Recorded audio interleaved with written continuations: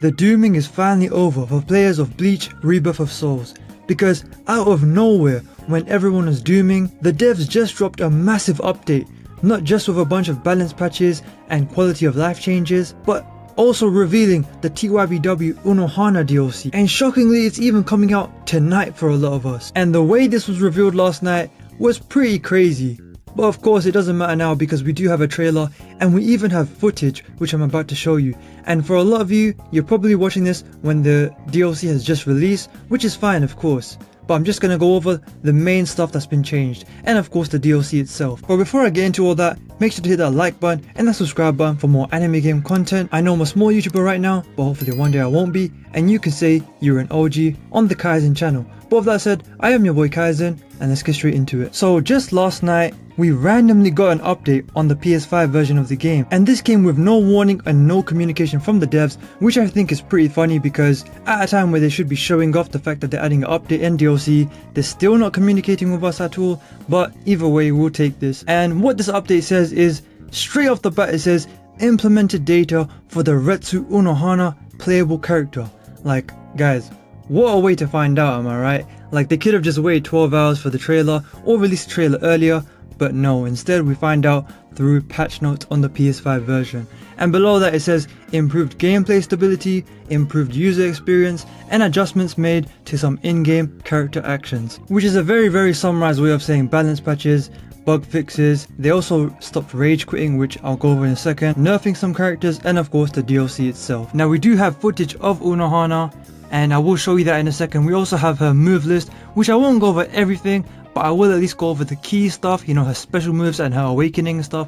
And we even have news on her bloodlust gauge or whatever it's called. But as for the trailer itself, pretty straightforward, right? I mean, we see Unohana in her normal state, like we saw her in the game in the story mode. She uses a normal blast attack, but really, the real DLC reveal was when we see her Bankai, Minazuki, and I gotta say it is just incredible. Even though we've seen in the anime, they nailed it. This game is still beautiful to me, even with its issues it's beautiful. The fact that it's on PS4 and looks this good is insane. I really hope that we do get a sequel for this game one day, maybe in like 2 years, because I really think if they learn from their mistakes and make it current gen only, it would be incredible. But regardless, we are still getting fixes for this game, like this big patch and DLC. And when I saw this trailer, I really thought it was gonna say it's coming out in a few days, but instead it's coming out not just the 19th, which is tomorrow for Japan I think, but apparently for a lot of us it comes out tonight. If you're in America, it comes out tonight, and I think it comes out for me as well tonight in the UK. But regardless, the point is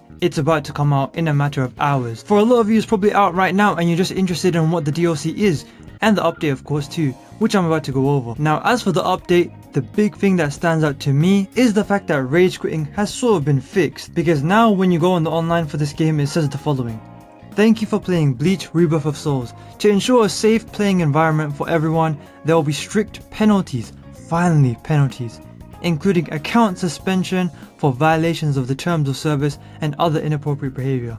Now you might be wondering, what else could that mean? Well, they do actually give a little list. So examples of inappropriate conduct is obviously intentional disconnection during matches, so basically rage quitting and then obviously trying to save points or whatever, or just ruining, even if like you get points and all that, it just ruins the experience, the gaming experience for this game online. Like you want to have a nice, like especially when you finally find an opponent of good connection, right?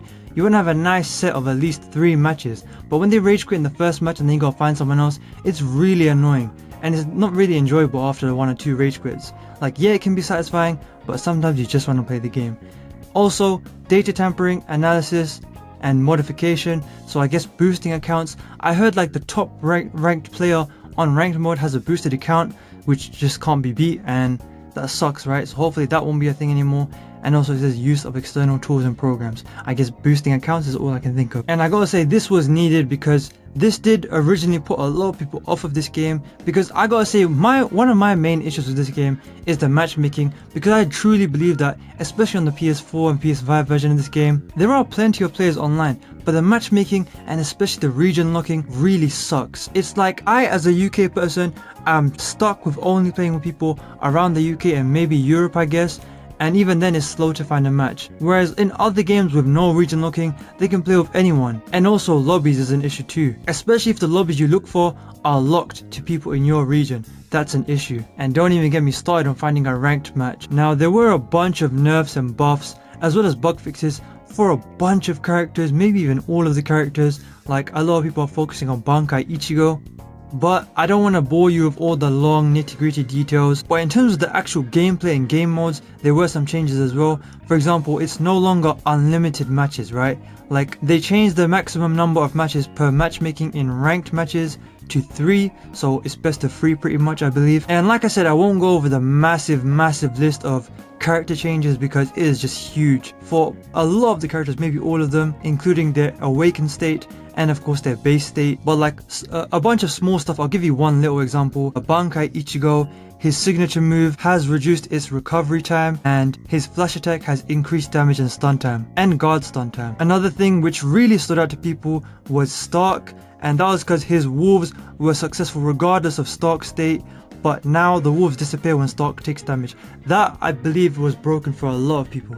And there was a bunch of other stuff, but I won't go over all that. But it is huge, so you might want to check the official website. Now, you should see some footage for DLC Unohana in the background, but I'll also go over her moveset real quick. So in her base state, she has her exclusive ability, Squad 4 Captain Retsu Unohana, and this ability is the large amount of fighting spirit her attacks produce in order of signature moves, so quick attacks and flash attacks. She also needs a very large amount of fighting spirit for her awakening, meaning she has to be very aggressive in order to win. She also has a cool counter hit move, which is called Kaido. No, not that Kaido, a different Kaido. And this is a special spiritual pressure move number 2, and she strikes a stance and basically waits for you to hit her, and then she hits back. It has invincible frames against non-breaker attacks from start to mid animation, and it says it launches the opponent with a pommel strike if hit, and it also refills your Reishi. Don't forget, she is a healer, so multiple moves that refill her Reishi. And she can also combo out of this Kaido move by pressing circle again in a set window, and that hits the opponent with a slash attack. There are a bunch of other moves, but I don't want to go over all of them, but I do want to go into her awakening. So obviously, surprise surprise, it's TYBW Retsu Unohana, so you know what it is. It's a Bankai Minazuki, and it does say that she reaches her full strength late in the fight because she gains large amounts of fighting spirit from her attacks, and her signature and spiritual pressure moves can chain into a variety of moves with additional button presses. For the exclusive abilities in her awakening, we have first Kenpachi Yachiro Unohana style, and this ability is the large amount of fighting spirit her attacks produce in order of signature moves, quick attacks and flash attacks, just like earlier, but some of her actions are powered up during Kikon channel, granting her increased damage as well as Reishi recovery, so she's still healing, if you have Blood Aura Gauge. Blood Aura Gauge is her exclusive gauge, which I'll go over in a second. Plus major increases to Konpaku destruction by Kikon moves. Then we have, of course, the Blood Aura Gauge. They should have started with that, but it's obtained via her signature move, The Fun Ends Here, and Spiritual Pressure move 1, even 100 or 1000 blows. All attacks drain your Blood Aura Gauge, but draining it boosts your damage and restores your Reishi, so your attacks get stronger and your healing. Also, taking damage drains your Blood Aura Gauge, but you take less damage when the gauge is more full. Now, there are a whole bunch of more moves, which I won't go over all of them, but maybe I'll put some screenshots for you on screen. I'll just go over her Kikon moves in her awakening real quick. So the first one is Loosen, which destroys 2 Konpaku and boosts her fighting spirit, so that's a smaller one. But then later on, the real one is Edge of Death, which destroys 7 Konpaku. That is insane. It doesn't give any kind of boost, but why would it? It's already very strong, and that's going to be a problem for people online. So pretty strong character overall, and you know, she can get stronger if you manage the blood gauge right, and you know, her fighting spirit, as well as healing yourself. So she can be a real problem online if you really utilize those moves, and of course the other moves that I didn't go over. Now, you should be watching the footage of it in the background of this video, and I gotta say, visually they knocked it out of the park with this, especially Minazuki. Like, I was really impressed with how they made her eyes look just like in the anime. Looks really, you know, monstrous almost, because don't forget, when we saw this in the anime for the first time, and I guess the manga too, it was real shocking because she's usually like a really soft and sweet character, and then suddenly she's like this bloodlusted demon. They really captured that well in this gameplay, and I still see this game as visually beautiful. Now, I don't know if the patches fix the resolution drops. I really hope so, because this game is beautiful and shouldn't have to deal with those kind of issues. I mean, this Kikon move that I'm looking at, where she charges at the screen and lands a bunch of slashes, is one of the best, I want to say the best finishes in this game, really. Am I crazy for saying that? I don't think I am, because it looks incredible. Like, she really looks like a demon when she's charging at the screen. And a lot of the other Keycon moves in this game are just one and dones, whereas this one is a bunch of flashes, or a bunch of slashes, sorry, and looks great.